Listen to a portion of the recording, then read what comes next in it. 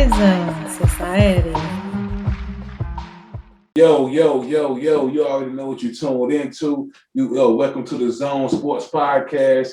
I'm one half of your host, your boy Big V. You know what I mean? You see my guy over there, he already pumped for the show. What's going on, boy?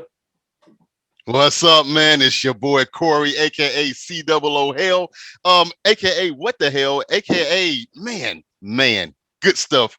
As of this recording, this is Sunday. Just to let the zone landers know, man, and man, we got so much to get into. But before we even touch upon any of that, man, go ahead and tell the people who this lovely, fine broadcast known as the Zone is brought to you by, man. You already know, man. If you don't know, man, the Zone Sports Podcast is brought to you by my brand, Skyzone.Society. Make sure you shopping at Skyzone.Society.bigcartel.com for your tees, your hats, you know what I mean, your baseball tees, even your candles, you know what I mean. We got all kind of stuff over there, man. Just log on. You see it at the bottom. If not, you on the SoundCloud right now. I know you're hearing it. You know what I mean? Just log on to Skyzone.Society.bigcartel.com. And before we even set the show off, like Corey said, we filming this on Sunday. It's Father's Day, man. Shout out to all the Happy fathers Father's out Day. there. Shout out to all the active fathers out there. I want to be clear, not you bum Word. ass niggas. You know what I mean? Shout out to all the active fathers. Fuck you Facts. bum ass niggas. Nah, we saluting all the active fathers, man. Yeah. Corey, I know Yeah. I know you don't have physical kids. Are you a pet dad though? I'm not a pet dad, but Okay. I am a son, and I want to give a shout out to my dad, Victor Ray Smith, holding it down in dad land and great father. Everybody else's father, great man. He's the neighborhood dad on my block, you know what I'm saying? And he definitely made a lot of people who didn't have their fathers in their life, man. He always was there and gave fatherly sound advice and all that good stuff, man. So salute to my dad, man, and everybody else's dad who, like you said, out there is doing their thing, not the bums, because my dad definitely don't fall in that category, that's for sure. So, man, it's a beautiful day for dads. You know what I'm saying? Hey, man, salute to you. You know what I'm saying? Of Dad Land, Dad University out there. You know what I'm saying? Proud dad. Absolutely, baby. Absolutely, man. You know what I mean? And look, I want to give a shout out to my family, man, for just, you know what I mean, for just, man, just the love they give me, not even just on Father's Day, but every day. You know what I mean, man. Matter of fact, I want to shout out my daughter, man. She got me this tea. You know what I mean, the Kobe tea. You know what I Word. mean? You feel me? The Kobe tea. Nice. You know what I mean? She got me the mask to go with it. I would have bought the mask out. I think it's in the room. She bought me the mask to go with it and everything, man. You know what I mean? So salute to her. This was actually, she got me this before Father's Day, actually. You know what I mean? I just wanted to wear it today, you know what I mean, to really show, you know what I mean, my appreciation for it and everything, man. But man, shout out to all the dads out there. Shout out to the pet dads. Pet dads matter, damn it. You know what I mean? Pet dads matter. You know what I mean? Shout out to y'all. You know what I mean? But man. Respect. You know what I mean? We got to get into the pod though, baby. You know what I mean? We got to get It's a lot to fucking talk about. I'm hyped. I know you hyped. You know what I mean? Not only am I hyped, but you know what, Corey? We were wrong. Wrong. And you know what, man? Yep. Corey, people gonna stop listening to us if we keep being wrong, man. I want to be clear. Yeah. I want to be clear to the zoners, Listen, and predictions now we are like 1-3. You know what I mean? Ooh. We are 1-3, and it is okay. Even the big leaguers, they be wrong too. You know what I mean? If you don't know what we talk about, we were wrong. Last night was Game 7. You know, between the Nets and the Bucks. Me and Corey said, we said, man. We said the Nets gonna win the thing in 6 or 7. The Bucks like they have no shot. I even came in here and clowned them for being down 49 points at one time during one of these games during this playoff season. You know what I mean? Yeah. Corey. Last night, man, we witnessed us being wrong yet again. The Nets pulled it out in Game 7 in overtime over the Nets, man. Oh my God, Corey. I want to know your thoughts. I want to know your emotions behind watching the game. Set it off, baby. Give it to us. All right. I have plenty to say about this game. First of all, yes, we were wrong. Okay. I will stand on that sword. I will die on that sword. You and I both was wrong as hell. All things being fair and equal. But if you was a person who said that Milwaukee was going to win before the series started, yeah, I'm gonna let you live. You gotta I'm gonna let you live. You gotta let him live. When new information comes in, we are allowed to adjust. This just life, right? And I ain't gonna get too philosophical on this lovely Father's Day Sunday. There is no way in hell that if you watch game one and game two, whichever one that Brooklyn was leading by 49, damn near 50 points, and there's no way that your confidence in Milwaukee was shaken. There's no way that it was not shaken. At best, if you had predicted or projected that the Bucks was going to win, you wasn't saying that with confidence. You was hoping that somehow they was going to pull it out and win, but you won't knowing. And the blowout is one thing. The game flow was my wife and I joke about all the time. The game flow was another. They looked like they forgot how to play basketball. They looked like they forgot how to go in the paint, and they looked like that. Be clear. You speaking on the Nets or the Bucks right now? I'm speaking on the Bucks. They forgot pre last night. Absolutely, yes, okay. yes. Okay. So we got all this going on. Now let's bring it to Game 7 last night, which was a hell of a game for the ages, instant classic. Again, you projected, whoever projected for the Bucks to win. Was you really that confident last night? I'm gonna answer it for you. No, you was not. Cause let me tell you something. The Bucks almost bucked the game over last night. Pun intended. There was a play, Big V. I want to say it was a few minutes left in the fourth quarter. Some foul or something occurred. It was out of bounds or whatever. And there was 2.1 seconds left to go on the shot clock. Brook Lopez got the ball, corner of the three. And he needed to put the shot up, and he didn't. He passed it. This is coming out of a timeout. And almost blew. You could argue that the game shouldn't have even went into overtime last night. You can argue that, right? And so I'm sitting up here like, wait a minute. I could see if this was just a straight up out of bounds and you coming into it. Maybe you didn't see that there was 2.1 seconds to go on the shot clock. Okay, that's perfectly fine. But that wasn't the case. There was a timeout by Coach Budenholzer. Timeout was like a good 60-second timeout. You go over things. Now, is this the coach's end? Is this Brook Lopez's end? I don't really know. Hell, I won't in the huddle. Damn if I know. I don't know. But all I know is that for whatever reason, it wasn't communicated or it either wasn't remembered that, hey, Brook Lopez, there's 2.1 seconds left. Go ahead and get it up, because Milwaukee was doing a good job with offensive rebounds.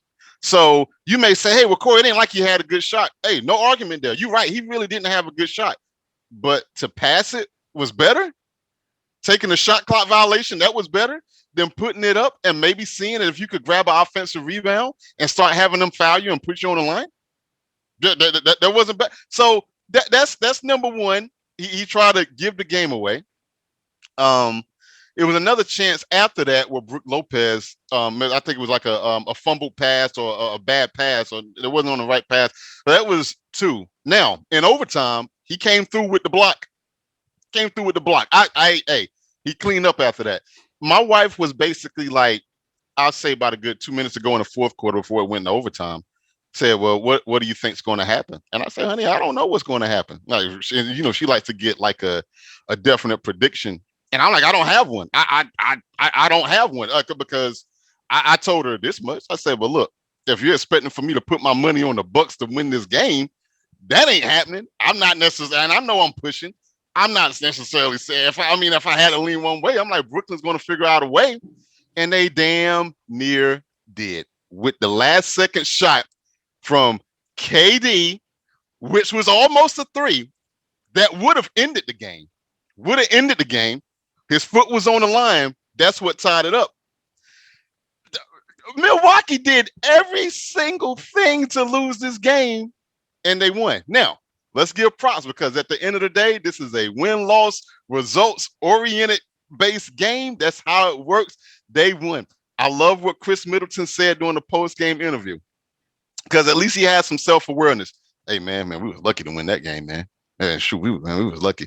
Hey, man, hey, look, I heard the word luck about 3 or 4 times doing that, and he was right. He was 100% right. And kudos to the Bucks, but let me tell you something. Yes, we were wrong. I will stand on that. We was wrong as hell.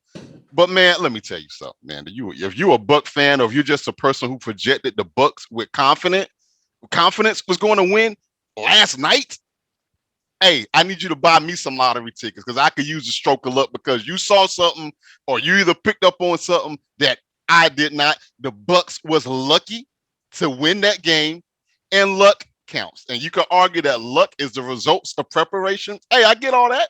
I get all that. That's perfectly fine. I think in totality, looking at the series from a macro level, to me, it shouldn't even went 7. We talked about this last week with the health of the Bucks. Like the only person that got out is Dante DiVincenzo. Everybody else is like they're good. Everybody else is good. It was Brooklyn who was, going back and forth with Kyrie Irving and James Harden, basically, like you said last week, not the big 3, but the big 1.5, or whatnot. I do want to give props. They're Milwaukee starters. They really stepped up last night. Let me read some stats of these guys here. It was, I mean, I give them props. I mean, you had Giannis. This guy had 40 points. Tucker with 11, Middleton with 23, Lopez with 19, even though he almost fucked the game over. Holiday with 13. Connaughton, 9 points. They really only had like a good 7-8 man rotation last night. And look, they stepped up. It counts. Kudos to them. Not taking anything away from Brooklyn. I think had Brooklyn have been healthy, and you could argue that in almost any series, health and COVID protocols and all that counts. But man, no, Milwaukee, if you're thinking that, and they're not, I'm talking more so to the fan or the projector. Oh, I knew they was going to win. Okay. All right. I think moving forward, between the winner of Philly and Atlanta of tonight at 8 o'clock may be a better matchup. But Brooklyn is not known for playing defense. I'm just really surprised that it even went to a game 7. I don't feel like it should have went to a game 7. I felt like the most it should have been 6 with James Harden, with the hamstring issue, with Kyrie being out, and then with James Harden basically playing on one leg. But hey, they won, so I will shut my face now. What say you, bro? Well, well, I came here and said that we've been off on our predictions. I know you predict this to go 6. I think I predict this to actually go 7 last time we spoke on the podcast, man. So I want to give us credit in that regard. Yeah. This was a hell of a game, man. It was. I'm gonna tell you, man. I don't have a bad thing to say about either squad. You say it was more or less luck, as well as Middleton did too.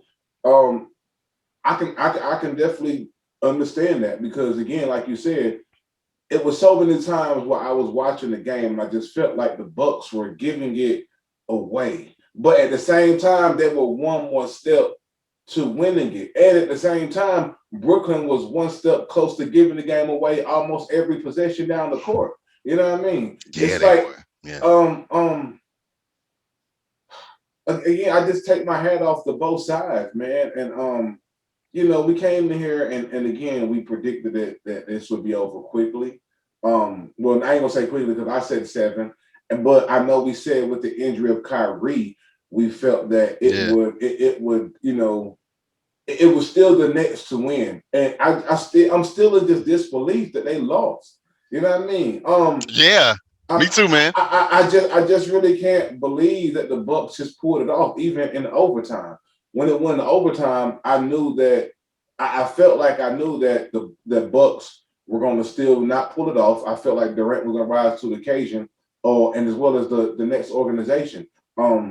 Harden was playing outstanding given the fact that he had a hamstring injury. 22 points last night.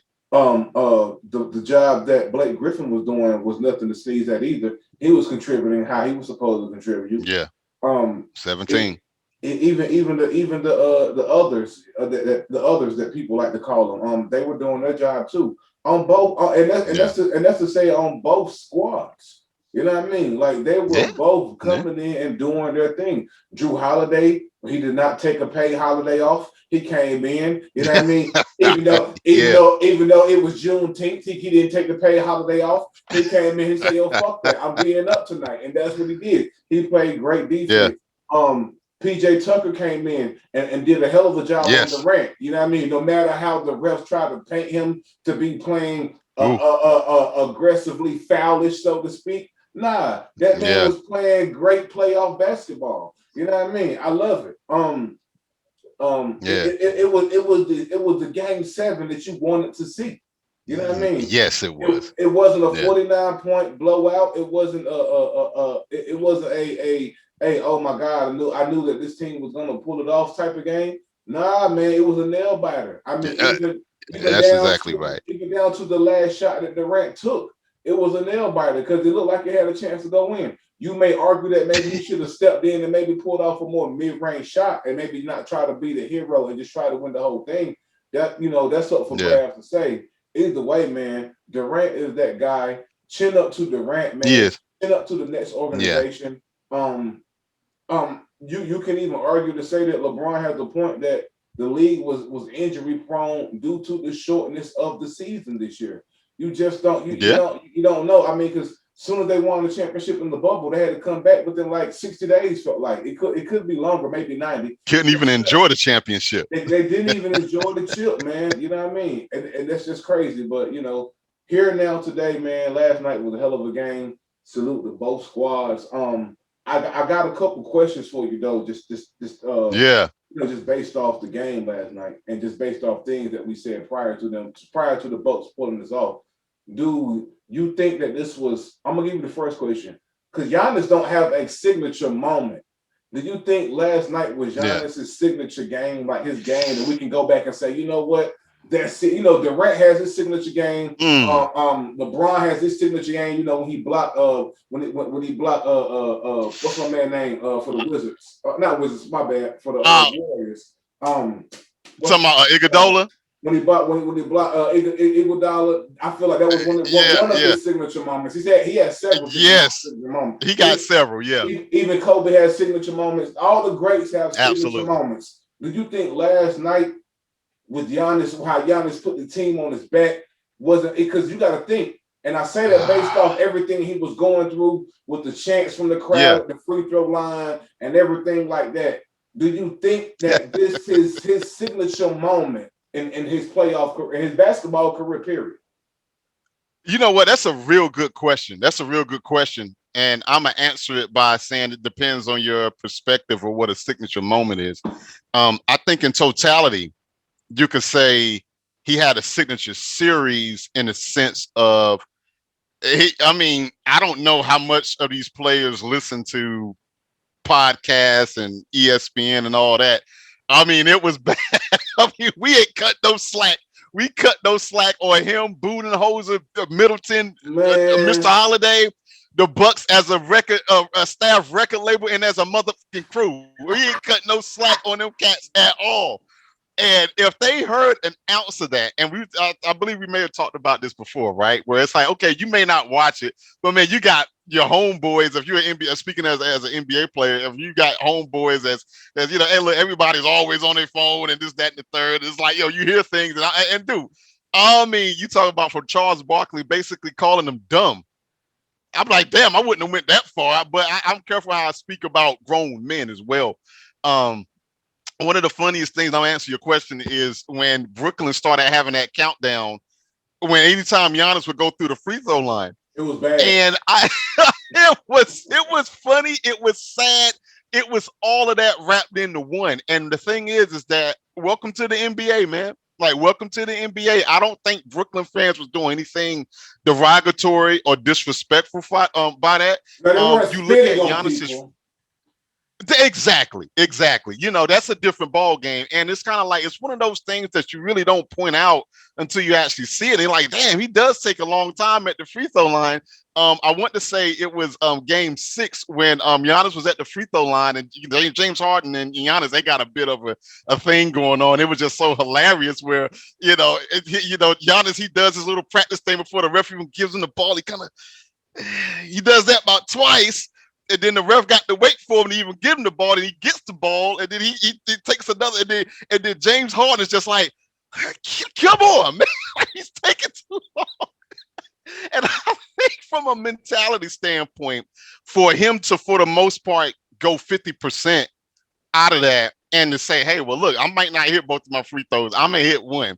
I think him overcoming, because he could have easily just folded and shelled up and let that get to him, depending on how much of TV and media that he listens to. And him having 40 points is definitely nothing to sneeze at. But when I'm thinking of signature moments, I think he falls just a bit short on the micro level of that, because there was a critical free throw near the end of the game to tie it up, and he missed them. Yeah, he did. He did. There was He missed him. I don't think he has that signature shot like Kevin Durant tying it up, for it to even go into overtime, or the magnificent performance that Kevin Durant had in Game 6. I don't think that, but I do give him credit. I won't say signature moment, but I will give him credit for overcoming, because it all lives upstairs now, and he did that. But no, I can't say that yet. I can't say it yet. What about you with that? I wouldn't say it's his signature moment. I feel like it's a signature turning point. I want to say it like that. And what I mean by that is, and people, please don't listen before you judge me on what I'm saying. Listen to this, because when I throw these narratives out here, people want to run with it. So just listen to what I'm saying. It was almost like a Kobe-esque early in his career moment. And what I mean by that is, if you're a real Kobe fan like myself and you know that game when he first came into the league in his first couple of years, that game, that specific game I'm talking about, when he came off the bench and shot about 4 or 5 air balls, you know what I mean, in the overtime game as well. Mind you that Giannis shot a couple of air balls in this series from the free throw line. Yeah. This is his first time reaching the Eastern Conference Finals. He has a chance to really take this moment of putting out a legend, a future Hall of Famers, so not even just one, but future Hall of Famers such as Harden, KD, and Kyrie, how he surpassed them at this point in the playoffs, how he put them out. He can take this moment of when he put these legends on their ass and run with it and make it something going into this next series against whether it be the Sixers or the Hawks. We have to see tonight when they play. You know what I mean? But the great ones always have that signature turning point, such as when Kobe when he had that game when he shot so many air balls. If you listen to him talk, and you watch the Kobe Bryant Muse, he tell you he went to UCLA that night and didn't leave the damn gym. He shot all night. He didn't leave the gym. That was his signature turning moment to me personally. I think that made him into the guy that we know him to be. Rest in peace, as the Black Mamba himself. Also with Jordan, he couldn't get past Detroit until he had that signature moment that he got past Detroit. And man, you got to think. His signature. I would say his signature turning point was when he lost to Detroit and he came back that summer and bulked up a little bit and had to see them boys again in the playoffs and finally got past them. You know what I mean? That was Jordan's signature turning point. This could be Giannis's signature turning point. Signature moment, not yet. He don't have one of those Durant, LeBron moments yet where you could just recall, or even a Steph moment where you could just recall what he saved the day. Not yet, you know what I mean? But this could be his signature turning point. We're going to have to see what Good point. Good breakdown on that, You know what I mean? We're going to have to see. We're definitely going to have to see, man. And just keeping it basketball, let's get into and shift gears on who we think, because we've been wrong with, Lord, ladies and gentlemen, we've been wrong so much. Oh, my God, man. We've been wrong so much. It's actually getting comfortable being wrong. It kind of is because now another thing I want to ask you before we even jump to them. we kind of threw your boy Budenhauser under the bus a little bit. You know what I mean? About him not switching up and not making adjustments. Yeah. You know what I mean? Say they go win this next series and they lose. Do you think they bring him back next year? No. You think it's out of the door regardless? No. Okay. Yes. Okay. I think he has to win the championship to keep his job. I think he has to win the championship because, look, man, again, I ain't gonna harp on this too much longer, but you look at look, man, regular season, you could skate by with a whole bunch of stuff because you're really not going to face that team back to back.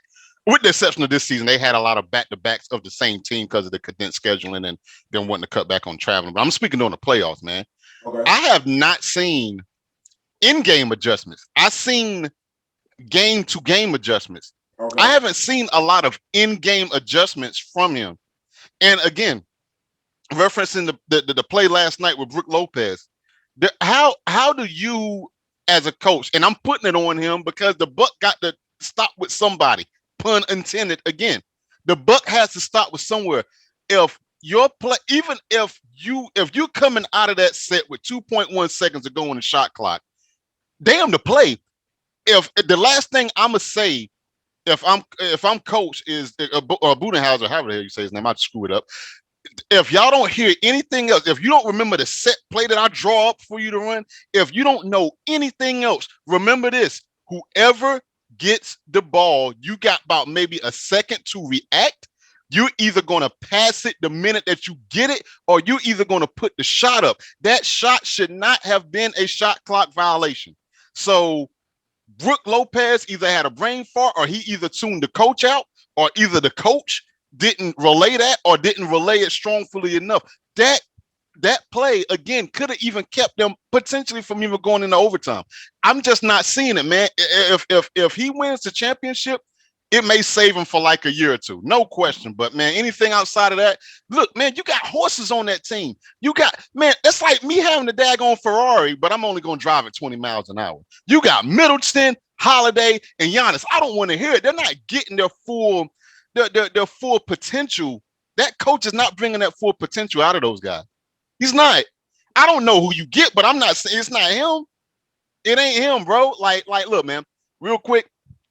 If Alvin Gentry could get fired from the Pelicans with the first year with Zion, where Zion was injured over half the year and he could get got, right? And Van Gundy only there for a year, which I actually not too mad at that, but be that as it may, he could get got. Terry Stotts, who got damn talent out the ass in Portland with Dame Lillard, Carmelo, and CJ McCollum, can have multiple cracks at it. Budenholzer had multiple cracks at it, and you're just now getting to the finals, the Eastern Conference Finals. Nah, if I'm ownership, I'm looking at it in totality, man. And this is, and one more thing before I let you rock. This is the year where you're going to have a crack at a couple of coaches out there. Anywhere from D'Antoni to whoever. This is going to be a big year for coaching turnaround. Now, if there won't a lot of coaching turnaround, maybe I see him rocking. But no, he got to win the championship. He's out of there, bro. And see, that's why I had to ask you, because it's a lot of we spoke on this the last time. It's a lot of coaches that are hitting the open market. I mean, right now, like people are getting fired right now. We saw how quickly the coaching turnaround happened down there in Boston. You know what I mean? How they got Ainge out there and boosted your boy up. You know what I mean? And now they have an open coaching vacancy with coaches like D'Antoni hitting the market. You have Jason Kidd putting his hat out there. And I'm gonna tell you, man. I'm gonna be honest with you, yo. It's pissing me the fuck off every fucking year how Mark Jackson isn't getting a goddamn job. Don't get me started. Oh gosh. Oh man, listen. I'm trying to be calm today. Bro, Woosah. Listen, man. It pisses me off how people forget how he built that Warriors team and just handed the keys, so to speak, to Steve Kerr, and Steve Kerr come in first year and get a chip. That's not due to Steve Kerr. That's due to all the work Mark No, it's not. Put in. People need to understand that, man. People need to understand that and recognize that because that was work put in way before Kirk got there. Kirk came into a well-built engine. He wasn't a fucking mechanic for that team. It was Mark Jackson who was He the ain't draft mechanic. those guys. He ain't do He that, ain't man. draft those guys. He Come ain't on. had no part in drafting none of those players from the Golden State Warriors. And year after year, I don't Get see screwed over. Mark Jackson getting a job. I don't even hear people say, "Hey, they're thinking about interviewing Mark Jackson." And hey, I don't have no inside ties. I'm just at the crib watching. Yeah. But you're not telling me that Mark himself isn't putting his name in these coaching positions. And you know not, he is. You know he is. And if not, you're not telling me teams out there, somebody on some teams are saying, "Hey, what about Mark Jackson?"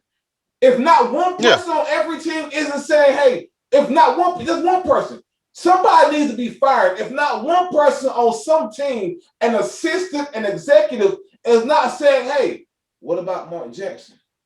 Just to ask, just to ask, just to say, "Hey, maybe he may be." Because you could also ask, since Kerr's tenure at Golden State, who has he really drafted since the Draymond Greens and the Steph Currys and the Klay Thompson? One would argue the new guy out of Memphis that they just got that got injured. He's set to have some potential. But that we have to see about that.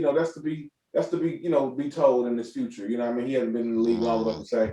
But we're gonna leave that there, man. We need to revisit that next podcast about some coaches that haven't had a fair shake, in my opinion, such as a Mark Jackson. We could even expand that to GMs too with Chauncey Billups. We gonna talk. You think we ain't when we are? You know what I mean? We're gonna talk about that. You know what I mean? We even gonna talk about how my man Mike Woodson, who should be a head coach somewhere too, who keeps being an assistant here and there, because people forget the job he was doing down there in Cleveland with just LeBron. Yes, sir. With just LeBron. Yes, sir. With just LeBron. LeBron and a loaf of bread. That's it. But hey, man, you know what I mean? Let's get into who we gonna predict who's gonna win tonight between Philly and the Hawks, man. You know what I mean? Set it off, Corey. What are your predictions for tonight? Are you predicting a tight game? Are you predicting a blowout? First and foremost, who you got to win, bro? Let me tell you something, man. First of all, I want to touch back on Game 6 quite briefly. Okay. Trae Young was doing work. Maybe not by his normal standard, but he was still doing work. So he did work so much that he literally shot the lights out in Atlanta. The lights literally went out over there. They stayed off for quite some time, and people had their phones up and lighters up in there. And I just, even though they lost, I thought it was a beautiful moment. It was. I like the irony of it being ice cold. When it gets cold, sometimes your power might cut off, and even though we did, I just had to touch on that. I was like, oh man, this is great. Trae, baby. Man, you know what, man? Baby. Ice Trae, as Outkast would say on the Love Below album, ice cold. Hey. Man, I cannot call this series, but I know we got to lean one way or another. It's tough. It's gonna be in Philly tonight, if I'm not mistaken. So, gosh, but Embiid, he got that torn meniscus where he kind of wears down a bit in the fourth quarter. I tell you what, man, I'm gonna go out on a limb and say Atlanta's gonna hit the Eastern Conference Final because of Trae Young. Okay. I like him, and I like my man Collins for Atlanta. I really like both of those guys together. I think they're a hellified 1-2 punch that they got going on over there, man. It is very exciting series. It's a run and gun type series. It's going to be great, and I cannot wait. If I had to line up right now, I would my heart is telling me Philly, but I'm not trusting Ben Simmons down the stretch. And I'm really not trusting Embiid only because of the injury. I'm not sure how long he could really tough it. Somebody made a real good point where it's like, okay, he probably gets shot up before the game, and I'm quite sure it wears off as the game progresses along, or whatnot. So I got the Hawks in this one, man. I say that because I don't think Trae Young is afraid of the moment. He's not afraid of being great. He is ready. He's ready for the spotlight. Like, as they would say, he is prime time ready. And if there's ever a game for him to show everybody who he's made of and to validate all the Steph Curry comparisons when he was in Oklahoma, this is going to be the game. He was not phased at all in New York. And I don't mean necessarily for the team, even though New York was a more physical team and kind of bully balled him the whole series. He came through out of that. He came through with the fan, spitting on. He came through with a hostile environment. This is nothing new. I think Ice Trade is comfortable in these situations, and to me, that makes a mark of a great player with that. So I got the Hawks in this one, man. Now, whether it's going, I think it's going to be close. I do think it's going to be close. I cannot wait. I wish the game was coming on at 3:30 instead of 8. But hey, what are you going to do? I can't wait for this game here, man. If it's anything like last night's game of the Bucks versus Nets, were, man, even though we got injuries going on in totality of the playoffs, man, the NBA is still treated us kindly. From a fan standpoint, with these games are good. I mean, it's not like these are duds here. I don't know who you got, man. Man, I want to say, man, I'm gonna go with the Hawks myself too, man. I'm gonna go with the Hawks. I'm gonna go with the Hawks by 6. I'm gonna go with the Hawks by 6. I think it'll be a really tight game. I think Embiid gonna come to play as usual. I think Yeah. I think Ben Simmons, man. You talk about players having signature moments and signature series and signature just signature things that get them to turn that point where they become monsters. I think Ben Simmons definitely has to have that. A lot of people say that Ben Simmons is like a poor man's LeBron. You know what I mean? I'm gonna leave that there. I love Ben Simmons. I like what he brings to the table. I do think that he hasn't tapped into that monster that he can be all the way. Agreed. I think that he needs to tap into that monster, such as man, it's some people that just have that monster in them and they just can't contain it. Ja Morant, he's one of those. He has that monster in him. He just can't contain it. You know how I feel about Luka. He has that monster in him. He just can't contain it. Even Embiid, he has that monster in him that he just can't contain. I want to give some love to my man out in Sacramento, who I hope he gets traded to a better fucking team. What's my point guard down there name? You got De'Aaron Fox down there, who I am in love with.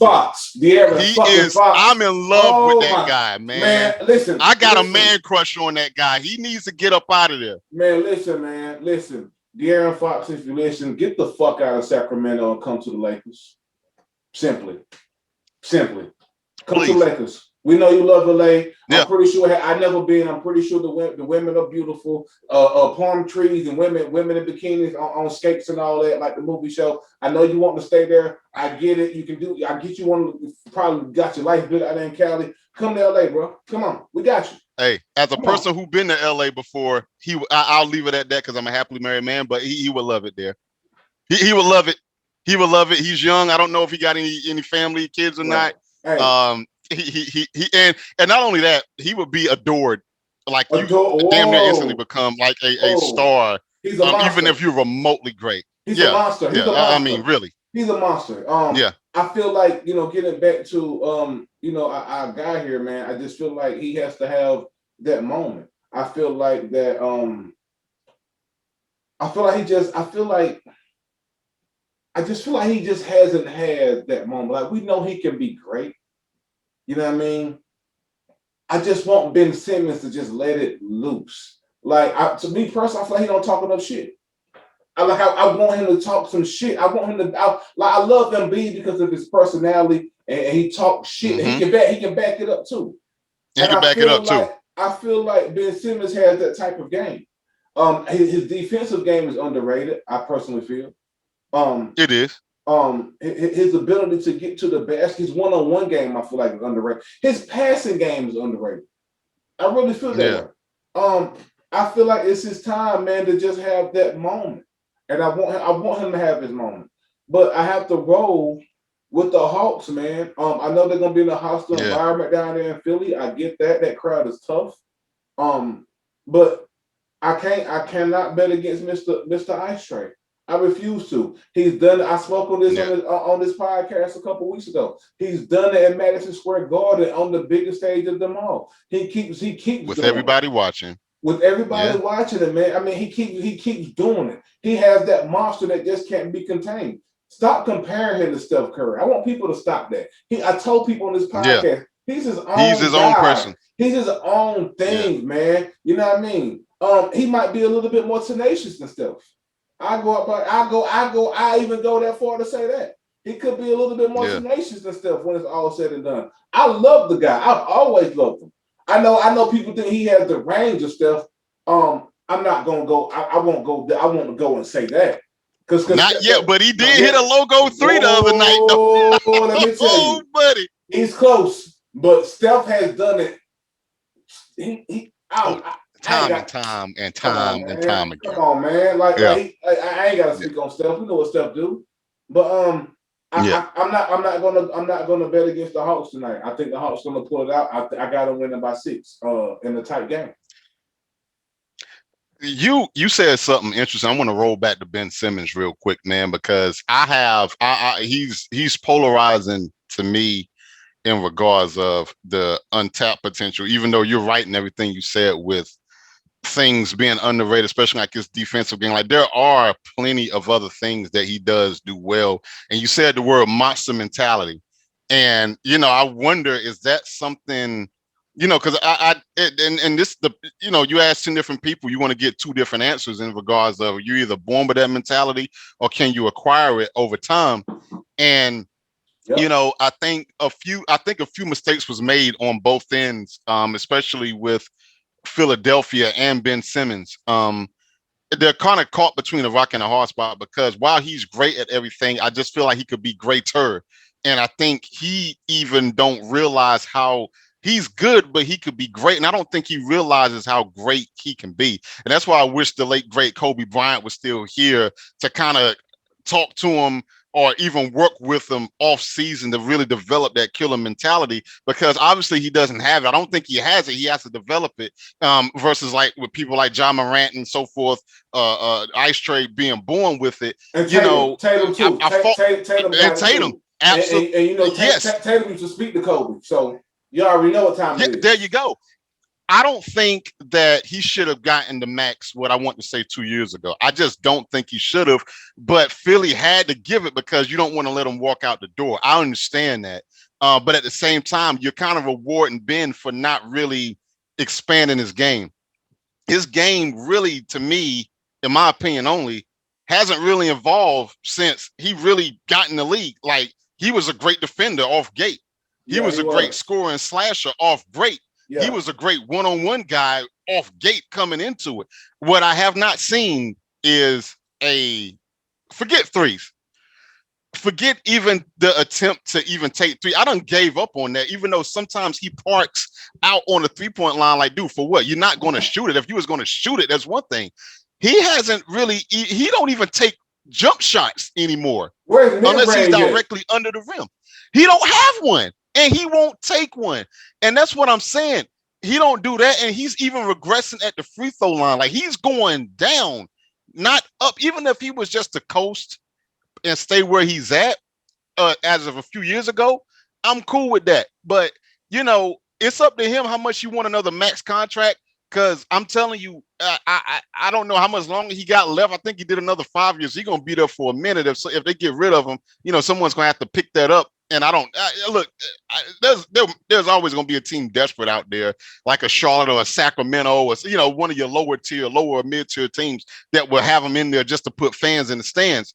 But I just want his game to evolve because he can be great. And I don't know, Kenny Smith made a good point, and I don't think he was being funny because, you and I, we definitely don't joke about like mental awareness or anything like that. But he was basically saying, and others was like, man, you might need to see like a sports psychiatrist, like seriously.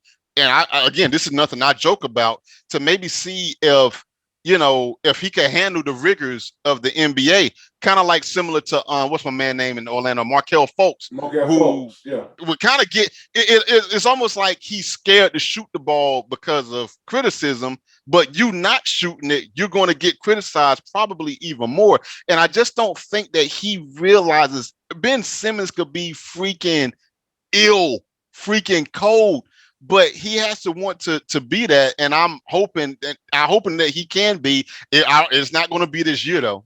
It's not going to be this year, and it's not going to be in the series, even if they do advance. I agree. I agree. Yeah. And just speaking of players advancing, somebody who did not advance was Kemba Walker, ladies and gentlemen. If you've been on the rock, the Boston Celtics has traded Kemba Walker to OKC. Yeah. For Al Horford, who Boston just had a few years ago. And a few draft that picks makes as well. Sense.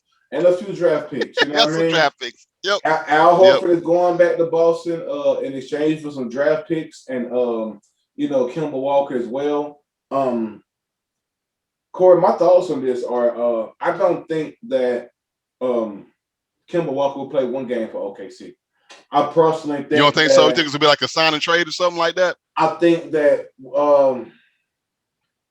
after this playoff season and the draft rolls around, that they will make some acquired trades. Because if you look at all the trades the OKC have, they have a good 2 or 3 first round picks in this year's draft alone. That is crazy. Yeah.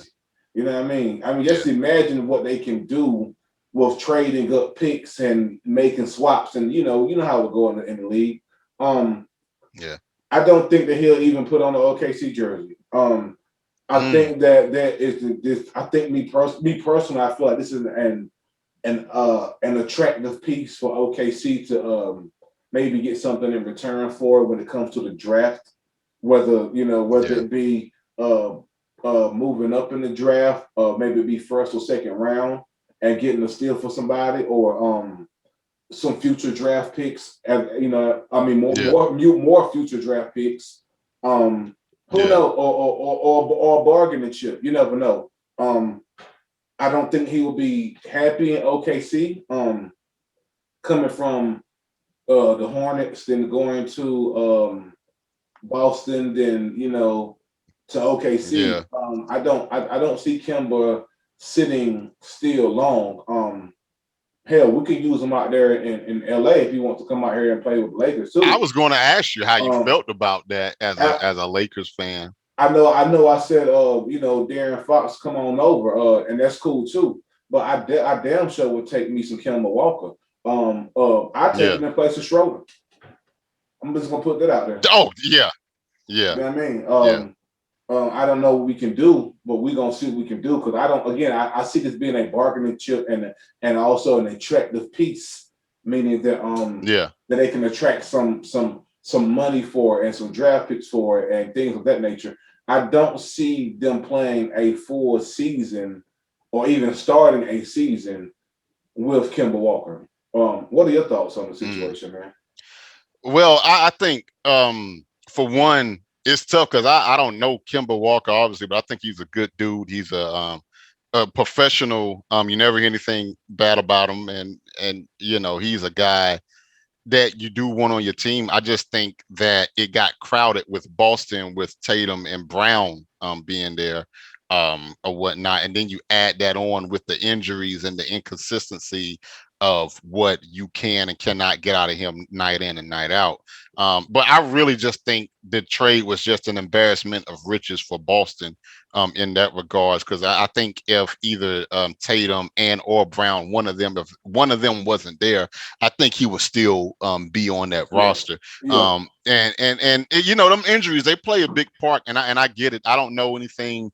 They said that he's owed roughly around $73 million over the next 2 years. So that's a healthy contract, right? Like that's big. Big ass contract. And to cut you off, I didn't know that, but that's more reason I think OKC is using it as a bargaining chip because I don't see Good point. OKC even taking that on, and I didn't even know that.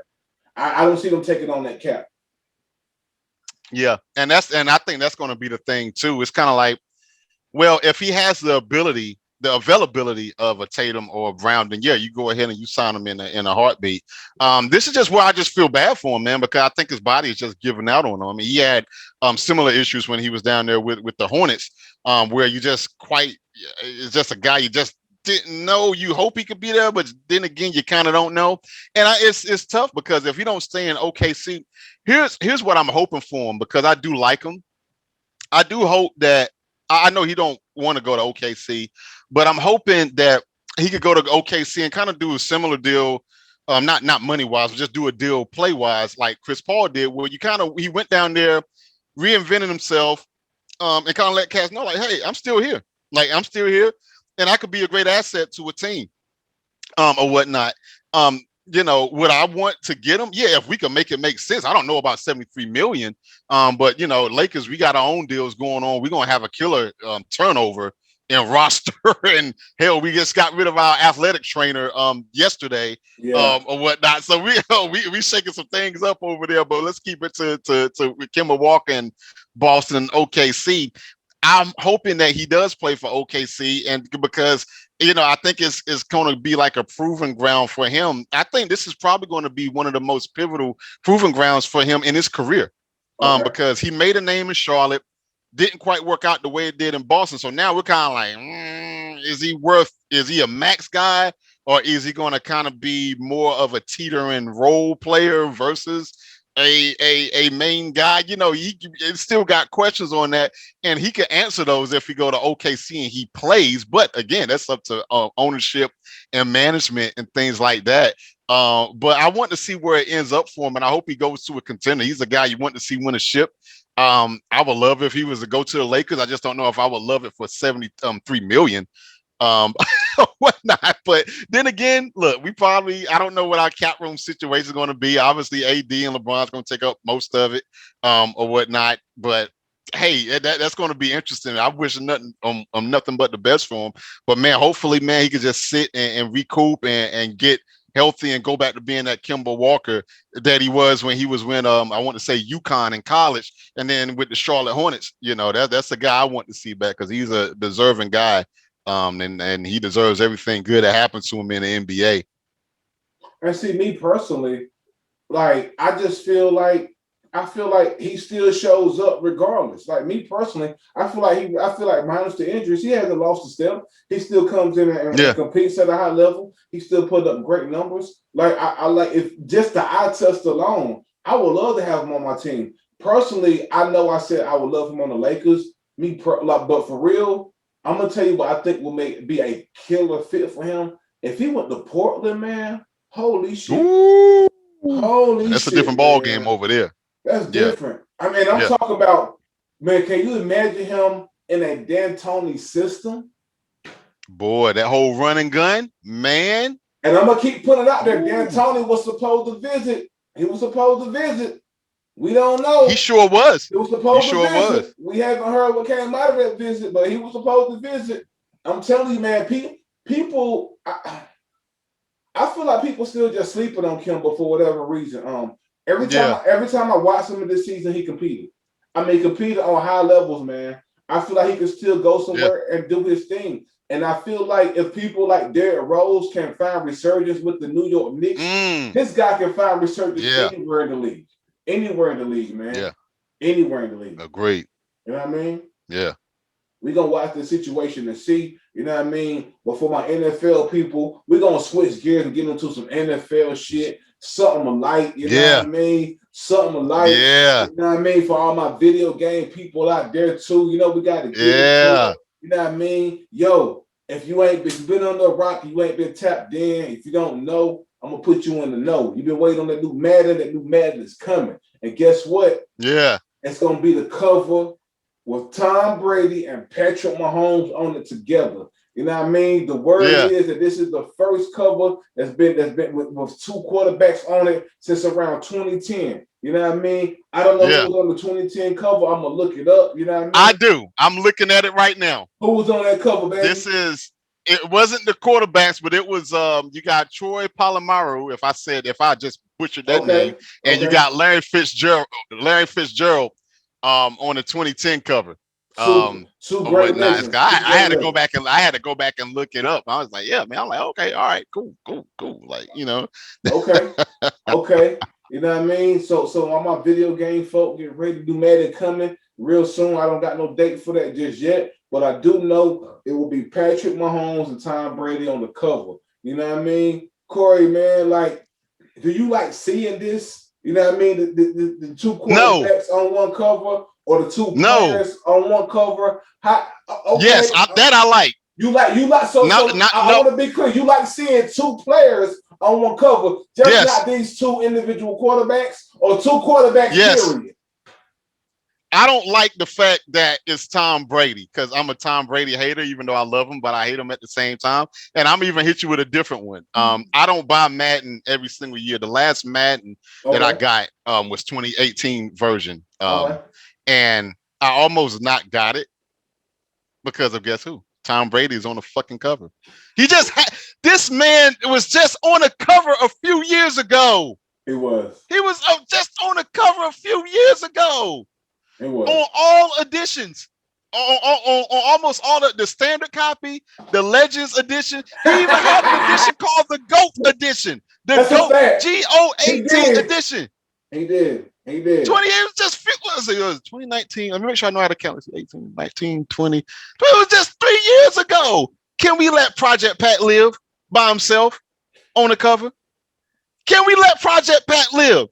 No. We got to share it with Tom. You was just on the cover 3 years ago. Just 3 years ago. For what? Now, had Brady not been on the cover in, I don't know, 10, 15 years, I'll let you live. That's okay. That's all right. It's been a while. I get it. Like the man was just on the cover in 2018, Big V. He was, though. Can we let Project Pat live? Hashtag Project Pat lives through Madden. Now, I don't know how much you believe in the curses of the Madden cover, and I don't want to speak any of that, Okay. or whatnot. Is Tom Brady deserving of a cover? Yeah, but he was just on the cover in 2018. I keep saying the same thing over and over. When does this stop, man? When does this stop? Like, okay, Corey, well, yeah, he was on the cover, but it was back when he was a Patriot. So what? It's still Tom Brady. It's still TB12. I don't give a damn what jersey he's on, what he's wearing. He could be in there in damn Hanes underwear for all I give a damn. This man's on the cover already. Stop. Let Project Pat live, man. I ain't stunting that cover. I'll probably buy the game because I typically buy Madden about every 3 or 4 years. That's besides the point. This is going to suck because if I get this game, they normally drop in August. And they're gonna. This gonna be the second Madden game with Tom Brady on the damn cover. It's just gonna piss me off, bro. I was Googling that to see how many times he's been on the cover. So he's been on the cover twice in his career. Oh, I guess. I was trying. You talking about Tom Brady or Patrick Mahomes? Brady. I've been trying to find out how many times he's been on the cover. Yeah, this shit got to stop. This got to stop, man. Like, dude, we know it. Like, okay, you're the bomb.com. You're great. Gold edition. I mean, how many gold editions of Madden's have there ever been? Like, I mean, come on, you had that. Hey, you just had it 3 years ago. Am I missing something? Okay, I'm gonna be calm today. I'm getting worked up here. I think it's an atrocity that Project Pat, for all that he's done, that he has to share the cover with Tom Brady. I just don't like it. I don't like it at all. I don't like it. Again, had Brady not been up there, in the past 10 years, I'm like, okay, yeah, that's cool. Because look, Spygate and all that stuff aside, Deflategate and all that stuff aside, look, he still is pretty great. You want to call him the GOAT? I'm at the point where I'm not going to argue with that, especially being that he did it in Tampa Bay. But yeah, come on, man, can we let Project Pat live, bro? Like, can we just let him live? Come on, man. It's not right, man. It's not right. I don't like it. I don't like it at all. I And don't like just it. What say you? I don't like it. to piss you off even more, Pissing me off. to let you know, Oh gosh. he's There was more. he's the only NFL player who's been on there twice.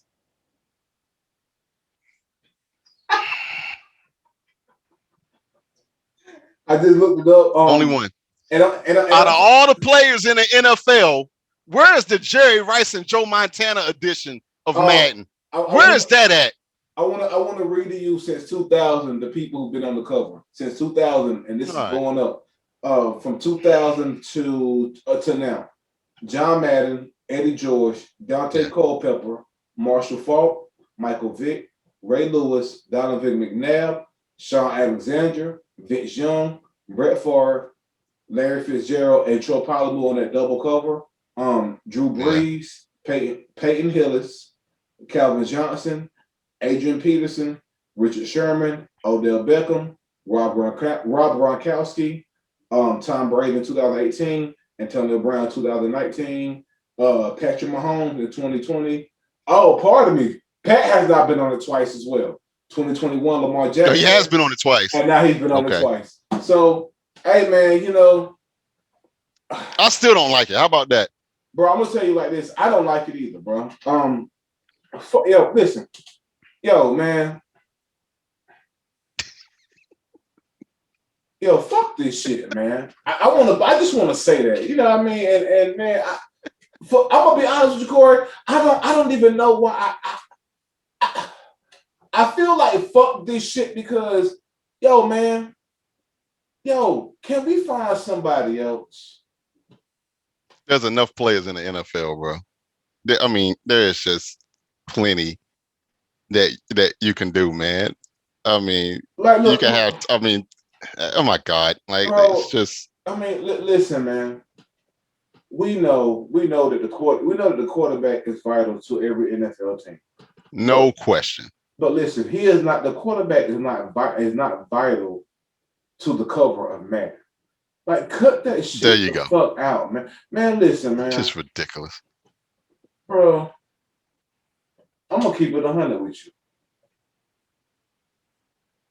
If somebody deserves to be on the cover of Madden this year, you know who I think it should be? Who you got? I cannot remember this gentleman's name to save my life, and forgive me. You know what I mean?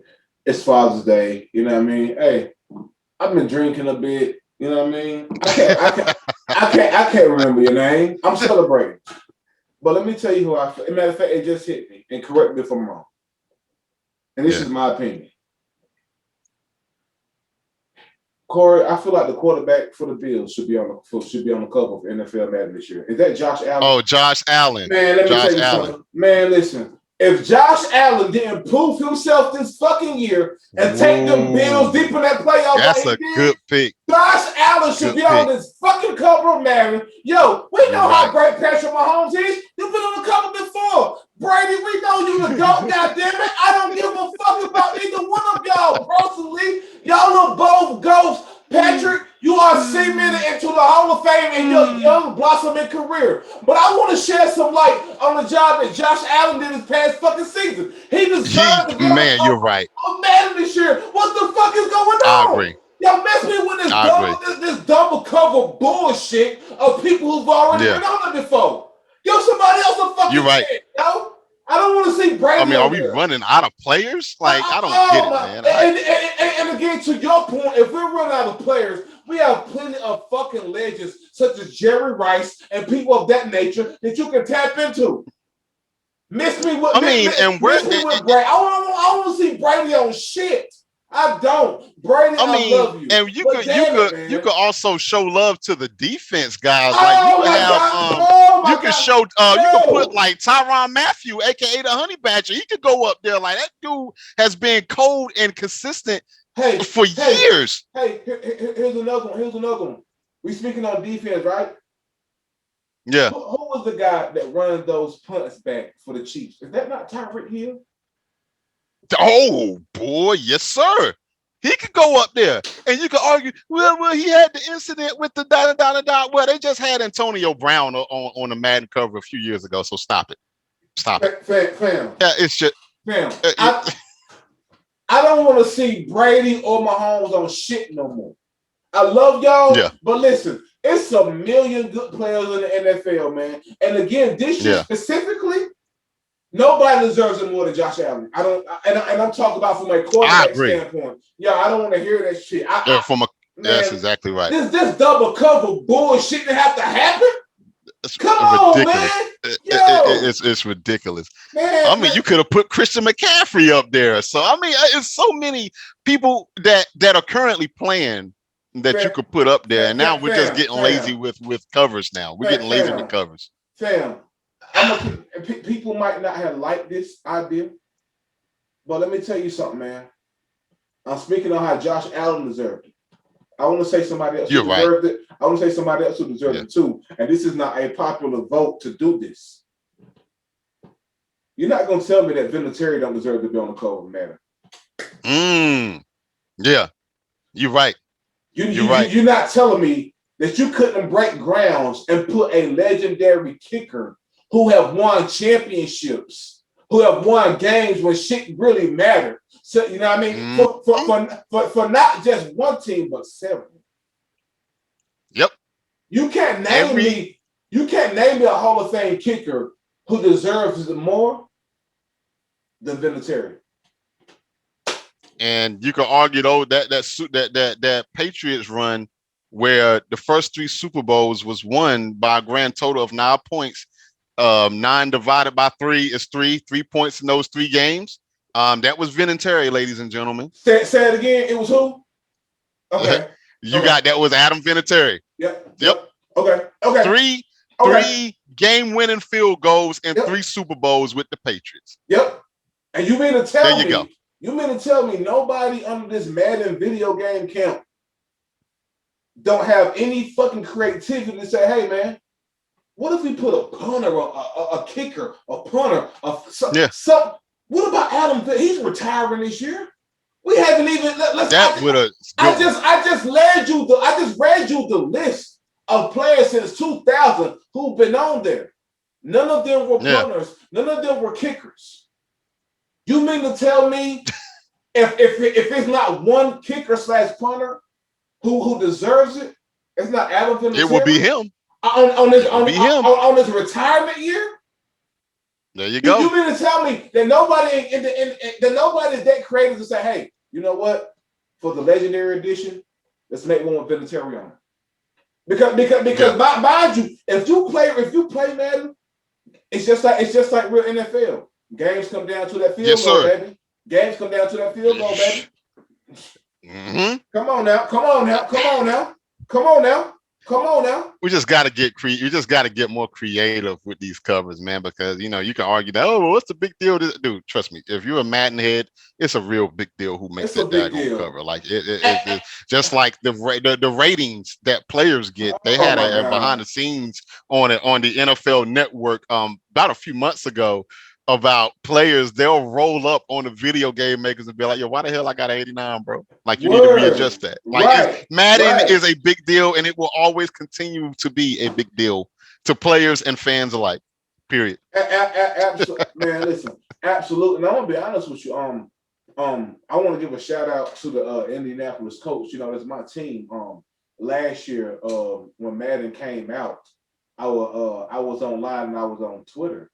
And it's just short story short, I was gifted Madden 21 straight from the Colts organization. I want to give a big shout out to the Colts organization for hooking me up with the code for Madden last year. You know what I mean? I appreciate that. Oh, snap! Respect. I was gifted. You know what I mean, through fandom. You know what I mean, from the Colts organization themselves. Straight to my DM from the Colts organization themselves. So they gave you a code, Corey, to get the. I'm gonna show you. I didn't even know that was possible. Hey man, listen. I'm a fan. I follow the Colts organization online. They had made a post somewhere along the lines of tell us why you deserve the new Madden or something like that. or we're giving out codes today. I don't know. I responded quickly when I saw it. Like, yo, I'm a Yeah. huge fan of you all. I need the new Madden, please, man. And yeah, Yeah. man, they sent me a DM and they gave me the code for Madden, man. It was humble. And that let you download the whole game? Listen, it wasn't a Wow. demo. That I downloaded the entire Madden 21. I had access to every Wow. fucking feature. And get this, when the PS5 came out, it was a free upgrade to download the PS5 version of Madden as well. So I've been playing Madden on next gen, man, and it looks amazing. Shout out to Madden. Wow. I'm gonna pull up I the didn't even know DM. they did stuff like that. That's excellent, man. Yeah, here it go right here, man. This is when they gave me the code right here. You know what I mean? Straight from the Colts What? organization. You know what I mean? They said Wow, dude, that is insane. on 10/14/20, they sent me the code. They said, I don't know what I said to them. They said, we got you, and sent me the code for Madden. And I said, what? For real? Oh my God, thank you so much. This never happened to me. Continue to have a great season. They said, the pleasure's all ours. Thank you for your support. Yeah, man. Damn. So I want to give a big shout out to the Colts organization for looking out for your boy. No wonder you're a Colts fan. They bought you off with a free Madden. Don't do that. No wonder Don't you do jump ship. that. No wonder you jump ship from the Bucks to the Hey, daggone Colts. They giving out free Madden codes. Shit. don't paint that narrative. I was a fan before they gave me the Madden. Don't do that, man. You know what I mean? You just got to be on The your Colts up there toes. buying niggas off now. Gosh, what the world? The hell is going on in the world today? Hey, man. Nah, that was cool, man. That was cool. Yeah.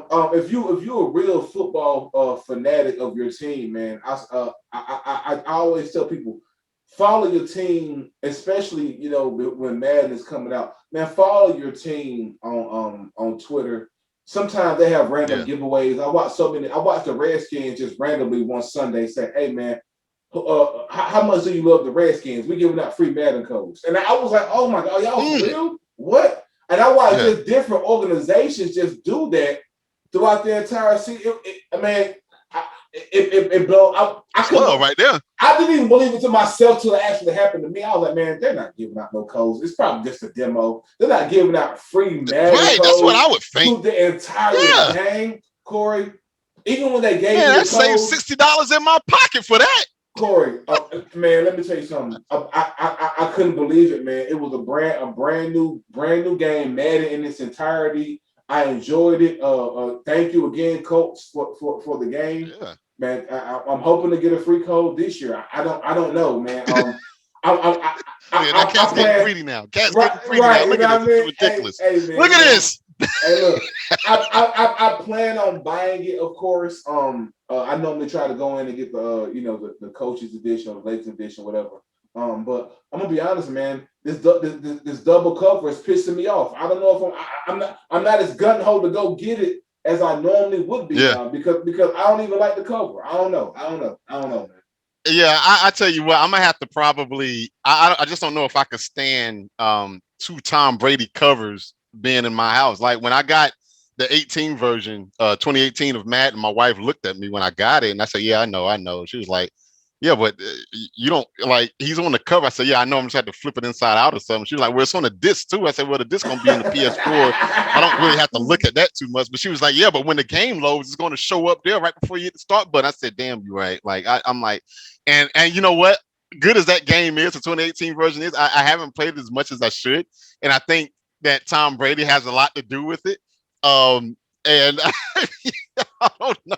Maybe if I get to 2020, because like I said, I typically re-up about every 3 to 4 years. Maybe I could just focus on Project Packs half of the cover and kind of just wash out the bullshit on the left. Kind of just, as Beyonce would say, push that one to the left. Like I guess I don't. Maybe they'll come out with the $100 edition may have a different cover on it. You know what I mean? Maybe you never know. I guess, or I could put the cover in a shredder and just put duct tape over the disc and call it that way too, and just kind of close my eyes when it loads. And I don't know. I gotta work. I typically watch a couple of demos on YouTube and kind of see how that gameplay action is. I've been getting my ass whooped in it lately, so that's why I haven't played it in a while. But then you just add on insult to injury with Tom Brady being up there, and it's like, oh, maybe I am supposed to get my ass whooped because it's Tom Brady up here, and probably got cheat codes to make sure that when I play against a computer or online, that it's meant for Corey to get his ass whooped. So I don't know. Madden and I've been having a love-hate relationship because each year they get way more advanced than they did the year before. And by the time I get one version of it down pat where I don't throw as many picks, it's next year rolls around and August is here, and it's kind of like, oh, it's time to get your ass whooped again. It's about January till you get the hang of it again. Hey man, hey, I have no shame in my game. I like playing my created player season on rookie. I don't give a fuck. I like to shine. I like to run shit back. I like to feel like I'm the guy. I don't give a fuck. I don't play all Madden. I don't do none of that shit. I like to run my shit up. I like to feel like I'm the guy. So yes. And plus I have kids. Wow, that's real. I don't have time to play on difficult levels. I have kids. I have to get back to shit. No, I'm sorry. No. You know what? You admitted something that I don't think most people would ever admit. Now, I'm more of an all-pro guy. Okay. But I might need to just drop it down to pro because it's starting. I used to be able to hang with all pro. Now all Madden, it's not even playable. It's like, and typically back in the day when my friends and I used to play against one another, they used to always want to play it on, all Madden. And it's like, no, I can't even complete a bubble screen on all Madden. It's too difficult. But then it's like if I drop it down to rookie or pro, I get smoked by 20 points on that as well. So they're just better than I am at it. But all Madden is just freaking ridiculous. Like, ugh. Yeah, man. I'm not an all Madden guy. No shame in my game either. I'm not. Hey, respect. You're a real man for admitting that. Absolutely. On the zone land. Absolutely. Hey. You're a real man. Hey, I don't care, man. You know what it is, you know what I mean? Shout out to all the people for rocking with us and listening and watching with us, you know what I mean? Yeah. Keep rocking with us and listening to us, you know what I mean? Keep showing us support. We're gonna keep bringing you that great sports news. Y'all. Yeah, man. We're gonna keep it up, man. Keep bringing y'all this great sports news. Only how two armchair people can bring it to you. You know what I mean? That's how we doing man. That's it. That's it, man. We just regular dudes kicking it, man.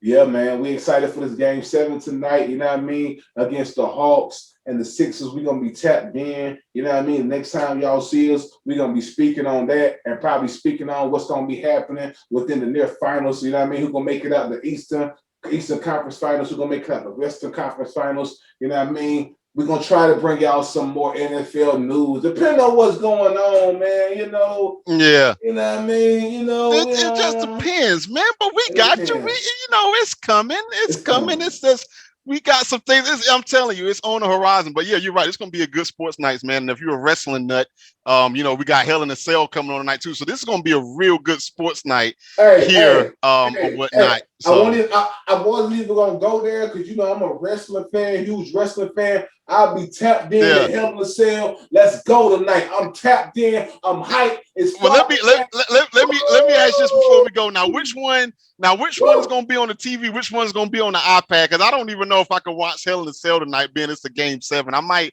push Hell in a Cell back to Monday or Tuesday this week. But real quick, let me rant real quick because Peacock TV. Okay. Y'all mofos get on my last damn nerves. Talk about it. Back when WWE Network was its own standalone and Vince sold out to the cartel during a live event, you used to be able to pause and rewind live broadcasting. Oh, you can't do that now?